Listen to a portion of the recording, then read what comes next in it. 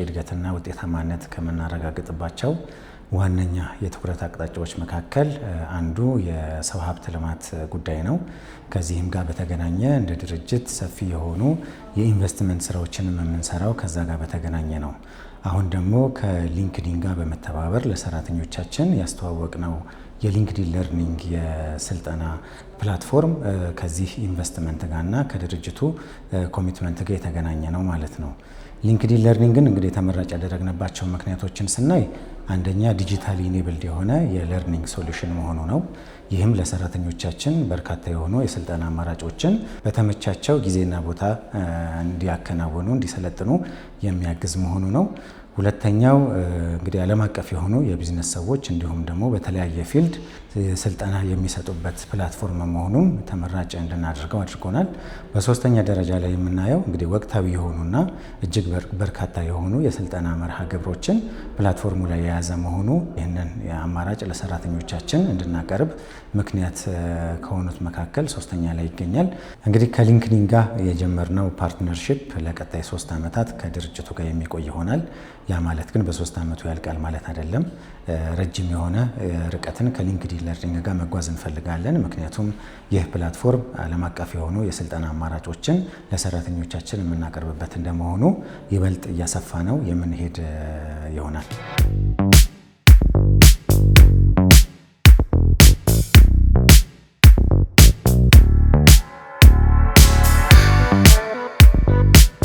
እንደ ቴምር ፕሮፐርቲስ በሪል ስቴቱና በኮንስትራክሽን ሴክተሩ ላይ ሰፊ የሆነ ስራዎችን እያከናወነ ይገኛል።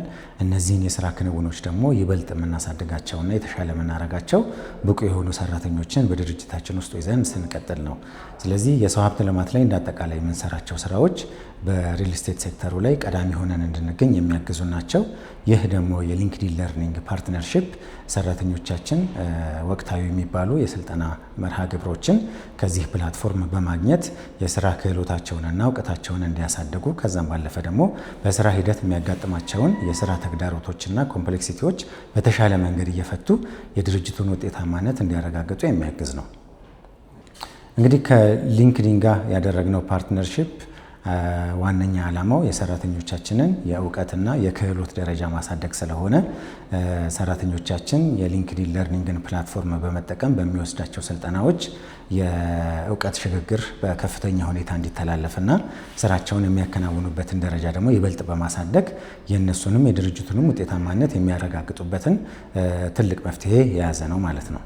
በቀጣይ እንግዲህ እንደ ቴምር ፕሮፐርቲስ ሰፊ የሆነ የለርኒንግ እና የዲቨሎፕመንት ኢኮሲስተም እየገነባን እንገኛለን። ከሊንክዲን ለርኒንግን በተጨማሪ ሌሎች የሰራተኞችን ክህሎት የምናሳድግባቸውን አማራጮች ወደ ድርጅት እያመጣን ስለሆነ የምንሄደው ሰፊ የሆኑ ስራዎችን የምንሰራ መሆኑ ወደፊት እንዲጠበቅ እንፈልጋለን። ለሰልጣኞች የማስተላልፈው መልእክት እንግዲህ እንኳን ደስ አላችሁ ማለት ፈልጋለሁ። እንደ ቴምር ፕሮፐርቲስ ይህንን ፓርትነርሺፕ ትልቅ በሚባል ኢንቨስትመንት ወደ ድርጅታችን ማምጣታችን ለሰራተኞቻችን የእውቀት መሻሻልና ማደግ እንዲሁም ደግሞ የእነሱን የስራ ብቃት ለማሳደግ ይህን ትልቅ ኢንቨስትመንት በአግባቡ በመጠቀም የስራ ክህሎታቸውን፣ እውቀታቸውን እንዲሁም ደግሞ ተነሳሽነታቸውን እንዲያሳድጉ እንግዲህ አደራ ማለት ፈልጋለሁ። እንደ ቴምር ፕሮፐርቲስ ከትሬኒንግ ካልቸር ወደ ለርኒንግ ካልቸር እየተሸጋገረን ስለሆነ የሰው ሀብት ልማት የእድገት ጉዳይ የድርጅት ብቻ ጉዳይ ሳይሆን ሰራተኞችም ንቁ ተሳትፎ የሚያደርጉበት የራሳቸውን የስልጠና ፍላጎቶች ቀድመው በማወቅ ከዛም ባለፈ ደግሞ ያንን የስልጠና ፍላጎቶች የሚያሳኩባቸውን መንገዶች ድርጅቱ በሚያቀርባቸው አማራጮች መሰረት የሚያገኙበትና የተሻለ የሚሆኑበትን አጋጣሚ የሚፈጠር ስለሆነ ሰራተኞቻችን በስራ ሂደታቸው ላይ የሚፈልጓቸውን ስልጠናዎች ጋር በተገናኘ ንቁ የሆነ ተሳትፎ እንዲያደርጉ ጊዜ አመቻችተው ስልጠናዎችን እንዲወስዱ ከዛም በተጨማሪ ደግሞ የወሰዷቸውን ስልጠናዎች ወደ ስራ ቦታቸው ላይ ተግባራዊ በማድረግ የራሳቸውንም አቅም የድርጅቱንም ውጤታማነት እንዲያሳድጉ አሳስባለሁ።